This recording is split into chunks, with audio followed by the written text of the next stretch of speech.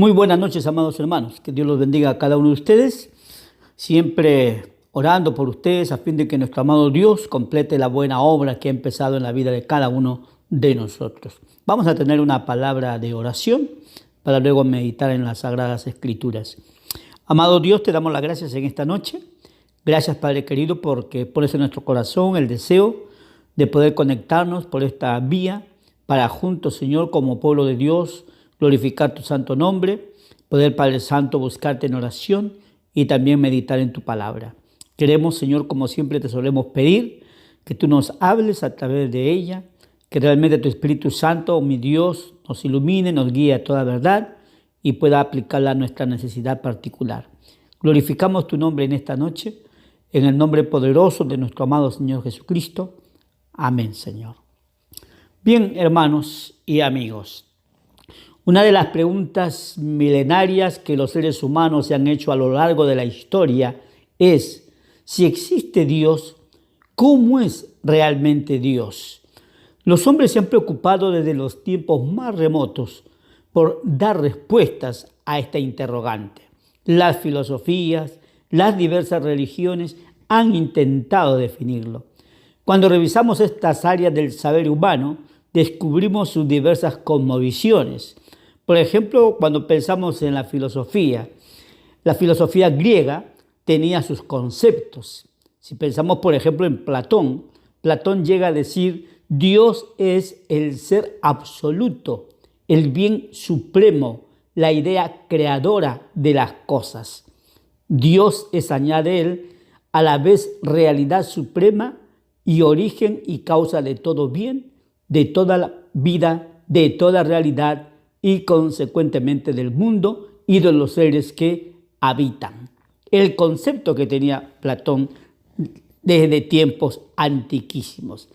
Pensando en algunas filosofías actuales, el monismo define a Dios como una sola sustancia primaria, un principio único e impersonal. Note bien lo que dice el monismo. El dualismo, por su parte, afirma la existencia de dos principios supremos increados, independientes, irreductibles y antagónicos, uno del bien y otro del mal. El politeísmo cree en la existencia y adoración de múltiples dioses o divinidades organizadas en una jerarquía o panteón. Los griegos, por ejemplo, como ustedes saben, creían en muchos dioses. Su religión era politeísta. Sus divinidades poseían apariencia humana, siendo portadoras tanto de virtudes como de defectos. Dioses y hombres se relacionaban entre sí. Si analizáramos las diversas religiones de la actualidad, descubriríamos los conceptos variados que poseen en relación al Creador. Pero, ¿cómo se define Dios a sí mismo? ¿Y cómo se descubre Él a sí mismo a los seres humanos? Lo más importante es eso. No tanto los conceptos que los seres humanos tenemos de Dios, sino cómo Dios se autorrevela, cómo Dios se da a conocer. Y en Isaías, en el capítulo 32, en el capítulo 33, verso 22, las Escrituras dicen de la siguiente manera: porque Jehová es nuestro juez, Jehová es nuestro legislador, Jehová es nuestro rey, Él mismo nos salvará. Las Escrituras otorgan al Señor varios títulos y cada uno de esos títulos describen algo del carácter del único Dios verdadero. En este texto vamos a descubrir rápidamente 4 de esos títulos que se le da a Dios a partir de una autorrevelación suya. En primera instancia, el profeta revela a Dios como el rey. La palabra Melech, que ha sido traducido como rey.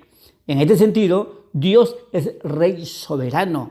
Cuando decimos que Dios es rey, entendemos en primera instancia que Dios es rey por derecho propio, como creador y sustentador del universo. Dios como rey posee tanto la autoridad como el derecho y el poder para reinar sobre todas las cosas y controlarlas conforme a su perfecta voluntad. Dios como rey tiene el control absoluto de todas las cosas y usa todas las cosas, buenas o malas, para llevar a cabo sus propósitos. Las Escrituras presentan a Dios como Rey que usa de su infinito poder para el bien de sus súbditos. Explica un siervo de Dios: Dios es soberano. Y cuando nos referimos a la soberanía de Dios, dice él, estamos diciendo que Él hace en su creación según su voluntad, entendiendo que esa voluntad no es un capricho, sino que gobernada por su infinita sabiduría, busca dirigir todas las cosas para manifestación de su infinita gloria. Ahora, si Dios es Rey, ¿cuál debe ser la actitud humana ante el Rey? Si Dios es Rey soberano, ¿cuál debe ser nuestra actitud? En primera instancia, nuestra actitud como seres humanos es temer, honrar y adorar a Dios. Dios como gran Rey merece ser temido, merece ser honrado, merece ser adorado por todos los seres creados. Todos los seres creados, ángeles, seres humanos, deben adorar a su Rey soberano. Cuando nos rehusamos a hacerlo o ofrecemos una adoración superficial e insincera a Dios, no le estamos honrando como a un gran Rey. La segunda cosa que debemos a Dios es sujetarnos. Como Rey, su voluntad debe ser respetada. Los seres humanos estamos obligados a sujetarnos a su gobierno. Estamos obligados a cooperar con su gobierno soberano. Oponerse es rebeldía, es soberbia. El ateísmo por naturaleza es soberbia. El pecado es rebeldía contra el gran Rey de toda la tierra. Y ello nos hace acreedores a juicio divino. Dios reina sobre seres humanos, también quienes se someten a Él voluntariamente y le reconocen como Rey. Por ejemplo, en el caso de Israel, la relación especial del pacto presentaba a Dios como el supremo gobernante de Israel y sus leyes como la base del gobierno del Señor. Dios era su Rey. La forma de administrar esa relación, Dios y el pueblo de Israel, fue la teocracia, como sabemos. El segundo título que da el profeta en relación a Dios es Dios como legislador. Dios, el gran legislador. Hakak, legislador. Como legislador, Dios establece leyes. La soberanía de Dios significa que Dios, no el hombre, es el responsable de crear y sostener todas las cosas, y que Dios tuvo el privilegio de establecer las leyes y los límites de su creación. En Génesis vemos, por ejemplo, que Dios creó todas las cosas por su palabra, y Él estableció orden y límites. Todas las cosas vivientes, Dios les dio la habilidad de reproducirse, pero siempre según su misma especie. Los pinos siempre producirían pinos y los perros solo producirían perritos. El Señor estableció tal orden. Dios como legislador establece leyes en todo orden de cosas. Como legislador, el Señor legisla, elabora, establece, dicta leyes en el universo, leyes en la tierra, leyes en los seres animados e inanimados, leyes en el hombre, leyes diversas. Es bueno que entendamos que la ciencia no crea leyes, solo las ha descubierto. La ciencia a lo largo de los tiempos ha ido descubriendo leyes científicas que ellos le han puesto los nombres nomás, pero esas leyes han sido establecidas por Dios. Cuando uno estudia un poco de ciencia, uno descubre que hay muchas leyes científicas. La ley del rozamiento, la ley de la inercia, la ley fundamental de la dinámica, el principio de acción y reacción, ley de la expansión cósmica, ley de las presiones parciales, la primera y segunda ley de Kepler, la primera y segunda ley de la termodinámica, la ley de la conservación de la materia, etcétera, etcétera, etcétera. Pero es bueno que sepamos que Dios es el que estableció esas leyes en el universo. Dios estableció leyes también en sus criaturas, en el ángel, en los ángeles y en el hombre. Leyes espirituales, leyes morales que rigen la relación suya con estos seres creados. Leyes que son expresión de su carácter y su voluntad. su carácter santo, sabio, justo, puro, bondadoso, misericordioso. Leyes que han sido reveladas en su palabra eterna. Leyes absolutas que rigen el ámbito espiritual y moral. Leyes que han sido reveladas, repito, en su palabra y aún en la conciencia humana. Leyes, principios, normas que son expresiones de su amor, efectuadas para la bendición de los seres humanos. Y es bueno que reiteremos esto. Leyes efectuadas para la bendición nuestra, la bendición tuya y la bendición mía. ¿Cuál es el deber humano ante el legislador supremo? Es bueno que entendamos como seres humanos que hay un legislador supremo y que nosotros tenemos deberes ante el legislador. ¿Cuál es nuestro deber ante el Señor como legislador? El hombre como creador de Dios está sujeto a todas las leyes que el Señor ha establecido y aunque posee el libre albedrío y la facultad del razonamiento, solo será feliz cuando se sujete a las normas morales y espirituales que Dios ha establecido. Esto también aplica a las leyes físicas que Dios ha establecido. Estas leyes físicas son inquebrantables. Si una persona obra de manera contraria a una de ellas, como por ejemplo a la ley de la gravedad, va a sufrir las consecuencias.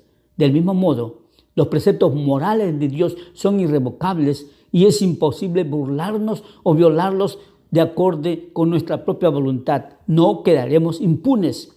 Su cumplimiento es igual de obligatorio que el de las leyes naturales.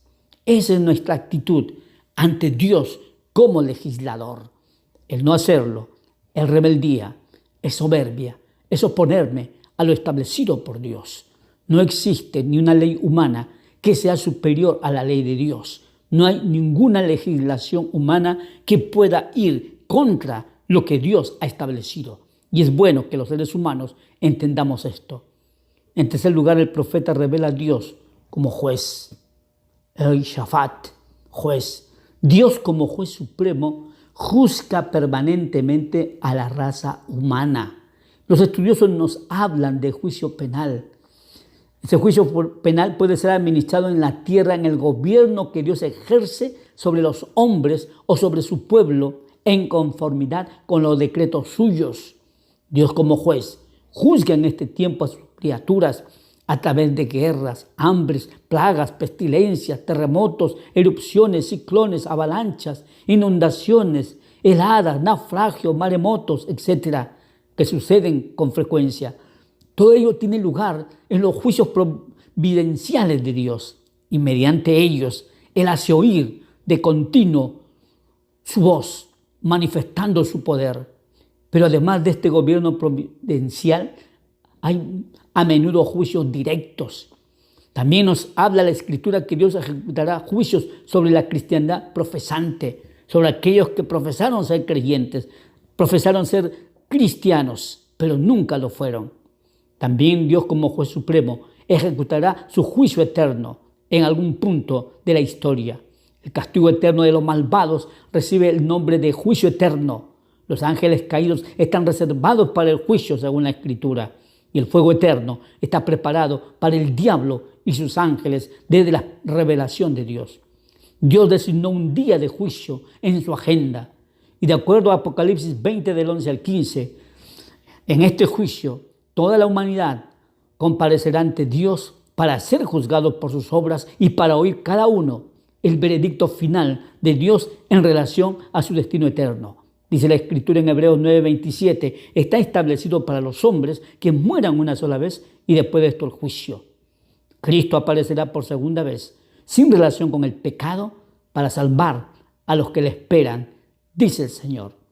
Pero también Dios juzgará a los salvos en el tribunal de Cristo, según la revelación bíblica.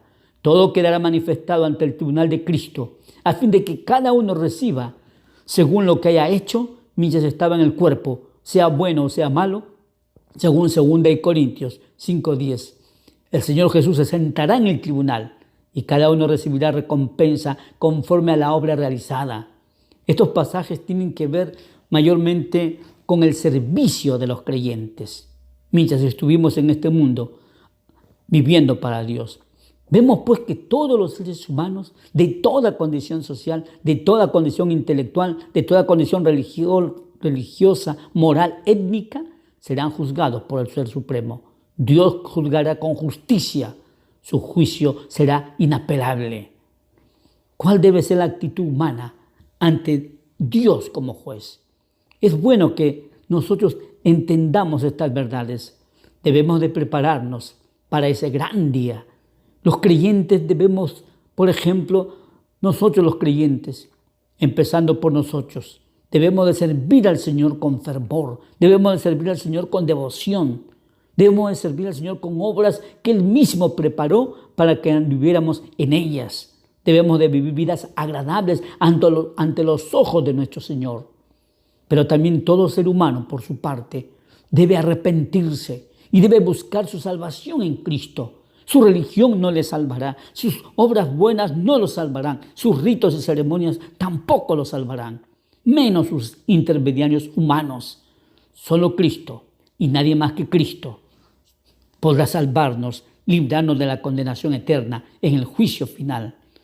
Solamente la persona pura, santa, perfecta de Jesucristo y solamente su obra perfecta en la cruz del Calvario. El profeta también nos menciona a Dios como Salvador. Yahshua, libertador, salvador. Cuando pensamos en Dios como salvador o libertador, en este texto Isaías se refiere a Jehová como el que salvará al pueblo de Judá. Este capítulo 33 es una profecía. Esta profecía hablada antes de la invasión a Siria mostraba que este ejército aparentemente imbatible sería derrotado. Aquellos que saqueaban serían saqueados y serán tratados con lealtad por otros. En medio de la amenaza siria, Dios promete que preservará a Jerusalén. Ninguna de sus cuerdas será rota, dice el profeta. La idea es esta, como afirma un estudioso. Ellos no solamente recibirán una gloriosa liberación temporal, sino también, lo que es infinitamente mejor, el perdón por todos sus pecados y todas esas eternas bendiciones espirituales que vendrá por esa misericordia. Dios es el Salvador de la raza humana. Él desea salvarnos, no solamente de situaciones apremiantes o de enemigos humanos en este mundo. Sobre todo, Dios desea salvarnos de la muerte eterna, de la condenación. Desea salvarnos del poder del pecado, desea librarnos del poder del diablo. Para ello el Señor elaboró un plan perfecto, venir a este mundo en la persona de Cristo, quien vivió, reitero, una vida pura, perfecta, sin pecado. Pero no obstante ello, Él sufrió, murió y resucitó para librarnos de la ira venidera y darnos vida eterna junto a Él. Por supuesto, también el Señor desea salvarnos en el día a día de las circunstancias adversas de la experiencia humana, de personas que se levantan contra nosotros. Dios quiere ser el Salvador nuestro. ¿Cuál debe ser la actitud humana ante el Salvador, ante Dios como Salvador? Primeramente tenemos que aceptar la salvación que Él ha provisto a través de la obra perfecta de Cristo en la cruz. Dios desea salvarnos eternamente, darnos vida eterna. Él desea que seamos felices con Él por toda la eternidad. Él apela a nuestra voluntad y responsabilidad personal. Nosotros somos los que en pleno uso de nuestras facultades tenemos que aceptar o rechazar. Tenemos que usar el intelecto, los sentimientos, la voluntad para poder tomar la decisión, responder positivamente a esta oferta de amor de Dios. El arrepentimiento y la fe en Jesucristo son las respuestas que Dios demanda de nosotros. Amados hermanos y amigos, terminamos. Dios es Rey, Dios es legislador, Dios es juez, es su derecho y siempre lo será. Amado hermano, adoremos, honremos al Señor como Rey eterno. Él es digno de toda adoración. No importa que los demás seres humanos se nieguen a adorar a Dios. Adoremos a Dios con toda nuestra devoción, con todas nuestras fuerzas, con todo nuestro ser. Obedezcamos las leyes, los principios del gran legislador. Todo verdadero creyente vive bajo las normas y los principios del Rey, del reino de los cielos.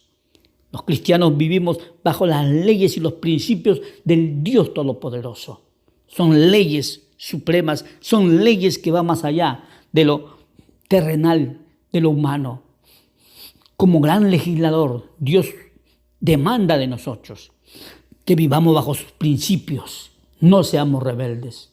Amados hermanos, sirvamos y vivamos una vida que agrade al Juez Supremo.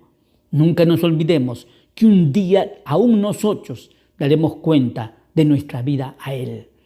Cómo le estamos amando, cómo le estamos sirviendo, cómo estamos usando nuestro tiempo, nuestra vida, nuestros recursos, nuestras habilidades, cómo estamos usando la vida que Él nos dio. Un día daremos cuenta de eso. Respondamos como debe de ser a nuestro gran Salvador. El Señor nos salvó un día Él dio su vida por nosotros. Ahora nosotros en respuesta tenemos que también vivir una vida que agrade a nuestro Salvador. Amigo, permíteme hablarte a ti ahora. Lamentablemente, la autoridad del Señor como juez, legislador y rey es resistida por una raza humana soberbia y constituyen las bases y argumentos para nuestra culpabilidad. Él siempre será rey, repito, siempre será legislador, siempre será juez. Nadie ni nada lo impedirá. A pesar de la raza humana, a pesar de nuestra rebeldía, a pesar de nuestro ateísmo, Él será siempre rey, Él será siempre legislador y Él será siempre juez. Pero Él también desea ser tu Salvador. El Señor desea salvarte de la condenación eterna, salvarte de tu rebeldía, salvarte del poder del pecado. Él desea vivir en tu vida desde ahora y por toda la eternidad. Él desea que tú le aceptes como tu Rey, que le aceptes como tu Señor, que le aceptes como tu Salvador.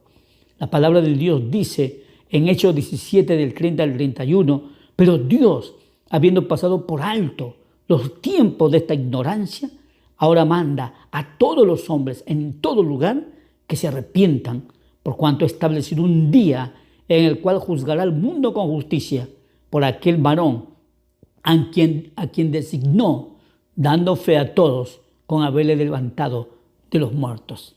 ¿Quieres recibir aquel a quien Dios ha puesto como el único Salvador del mundo? El Señor un día, escúchame bien, un día será tu juez.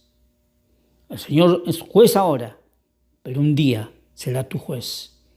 Pero si tú le aceptas como tu Salvador, tendrás salvación y vida eterna. El Señor siempre será el Rey. El Señor siempre será el legislador. Siempre será el juez. Nadie le podrá sacar. Nadie podrá usurpar el lugar que solamente a Él le compete. Pero el Señor quiere ser tu Salvador también. Qué lindo es tener a Dios como nuestro Salvador. Qué lindo es tener al Señor de parte nuestra. Ser Él nuestro Padre, ser Él nuestro Salvador, ser Él nuestro Dios, nuestro amado Señor. ¿Quieres aceptar al Señor en esta noche como tu Rey, como tu Salvador? Yo te invito en esta noche a decirle así en oración. Dile, amigo, repite conmigo estas palabras sinceramente. Dile, amado Dios, reconozco, Señor, en esta noche que tú eres Rey, que tú eres legislador, que tú eres juez. Padre, reconozco, Señor, que estoy viviendo una vida de rebeldía contra ti. Padre, me he rebelado contra tu soberanía. Me he rebelado, Padre, contra tus leyes. Y, Padre, no he tenido temor a tu rol de juez. Pero en esta noche, Padre, yo reconozco mi pecado, reconozco mi maldad. Reconozco que he estado viviendo lejos de ti, sin tener en cuenta nada de lo que tú eres. Pero esta noche, Señor, yo quiero que también tú seas mi Salvador. Padre, perdona todos mis pecados. Lávame con tu sangre preciosa. Purifícame, Señor. Entra en mi vida. Te acepto como mi Salvador. Te acepto como mi Rey. Te acepto como mi Señor. Quiero vivir para ti, Señor. Quiero que me perdones todos mis pecados, toda mi rebeldía. Lávame con tu sangre, oh Dios. Quiero empezar una buena y nueva relación contigo. Recíbeme, Señor. Aquí estoy. Te lo pido humildemente, en el nombre bendito de nuestro Señor Jesucristo. Amén y amén. Si tú has hecho esta oración de todo corazón, amado amigo, Dios ha entrado a tu corazón, ha perdonado tu pecado y va a empezar a obrar de una manera muy especial en ti. Lo que tienes que hacer, continúa cultivando esa relación con Dios. Ora todos los días, lee la palabra del Señor, asiste a una iglesia donde se predique la palabra de Dios y puedas tener una relación con gente de Dios. Y te animo también a compartir la experiencia que has tenido con Dios, con la gente a quien tú amas y conoces. Que Dios te bendiga. Que Dios les bendiga a todos y cada uno, amados hermanos. Un abrazo a todos a la distancia.